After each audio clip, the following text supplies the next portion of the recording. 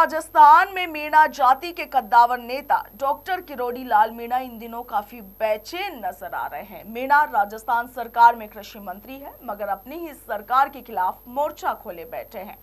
किरोड़ी ने एक महीने में 4 अलग अलग पत्रों के जरिए अपनी ही सरकार को सवालों के कटघरे में खड़ा कर दिया है।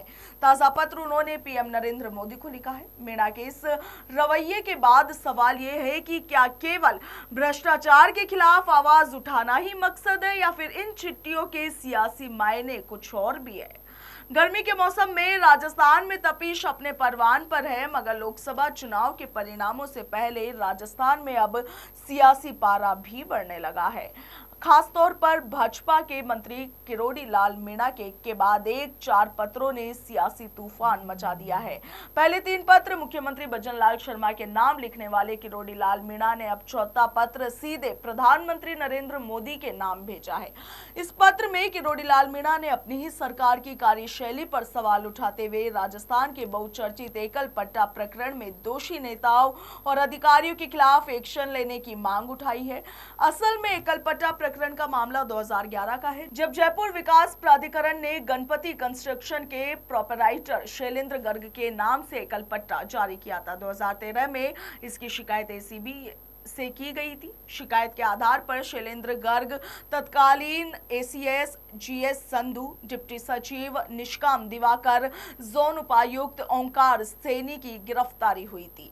एसीबी कोर्ट में इनके खिलाफ चालान भी पेश हुआ था। विवाद बढ़ने पर जेडीए ने 25 मई 2013 को एकल पट्टा निरस्त कर दिया था। 2014 में वसुंधरा राजे की सरकार के समय एसीबी ने मामला दर्ज किया था, जिसमें 2011 के तत्कालीन यूडीएच मिनिस्टर शांति धारीवाल से भी पूछताछ की गई थी। मगर जब 2018 में राजस्थान में गहलोत सरकार बनी तो एसीबी ने 3 क्लोजर रिपोर्ट कोर्ट में पेश कर सभी आरोपियों को क्लीन चिट दे दी थी।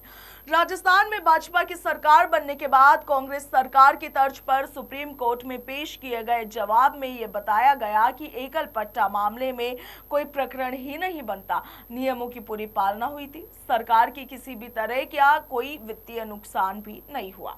हालांकि बाद में सीएम भजनलाल शर्मा के हस्तक्षेप के बाद कमेटी का गठन भी हुआ, जो अपनी नई रिपोर्ट तैयार करने की कवायद में फिलहाल जुटी है। दरअसल किरोड़ी लाल मीणा को आपत्ति इसी बात पर थी कि राजस्थान में भाजपा की सरकार बनने के बाद भी इस मामले में कोई एक्शन नहीं किया जा रहा, बल्कि आरोपियों को बचाने की कोशिश की जा रही है। मीणा ने पीएम मोदी को भेजे गए अपने पत्र में अशोक गहलोत सरकार में यूडीएच मिनिस्टर रहे शांति धारीवाल और कोर्ट की में गलत रिपोर्ट पेश करने वाले अधिकारियों के खिलाफ कार्रवाई की मांग की है। किरोड़ी लाल मीणा ने अपने पत्र में कोटा में विकास कार्यों में शांति धारीवाल और अशोक गहलोत पर मिलीभगत का भी आरोप लगाया है। और ऐसा पहली बार नहीं है कि किरोड़ी लाल मीणा ने राजस्थान भाजपा सरकार को घेरा हो। इससे पहले भी किरोड़ी लाल मीणा 3 अलग अलग पत्रों के जरिए भ्रष्टाचार के खिलाफ अपनी ही सरकार की मंशा पर सवाल उठा चुके हैं। पहले पत्र में किरोड़ी लाल मीणा ने जल जीवन मिशन घोटाले का मुद्दा उठाया तो सरकार को सभी टेंडरों को निरस्त करने की कार्रवाई करनी पड़ी। मुख्यमंत्री को लिखे गए पत्र में लिखकर ईआरसीपी योजना में जल संसाधन विभाग पर भ्रष्टाचार के गंभीर आरोप भी लगाए थे। सीएम को लिखे एक अन्य पत्र में जयपुर के गांधीनगर में राजकीय कॉलोनी में पुनर्विकास योजना के नाम पर पीपीपी मॉडल में मल्टी स्टोरी बिल्डिंग बनाने के प्रोजेक्ट में 1146 करोड़ रुपए का घोटाला होने की संभावना भी किरोड़ी लाल मीणा ने जताई थी। इसके अलावा किरोड़ी ने तीसरे पत्र में राजस्थान खाद्य भंडार निगम के पीपीपी प्रोजेक्ट को लेकर बड़े सवाल खड़े किए थे। इस पत्र में बताया है कि निगम के शुभम लॉजिस्टिक्स के साथ एमओयू में सरकार को करोड़ों का नुकसान हुआ है। किरोड़ी का आरोप है कि मामला राजस्थान हाईकोर्ट में विचाराधीन है, मगर यहां भी निगम सरकार की ओर से मजबूत पैरवी नहीं कर रहा। दरअसल सियासी जानकारों का कहना है कि किरोड़ी लाल मीणा 4 जून के बाद राजस्थान में बदले जाने वाले भाजपा के सियासी समीकरणों की पटकथा अभी से लिखने की तैयारी कर रहे हैं, मगर उनके इन पत्रों से राजस्थान में कांग्रेस को बैठे बिठाए सरकार को घेरने का मौका मिल गया है।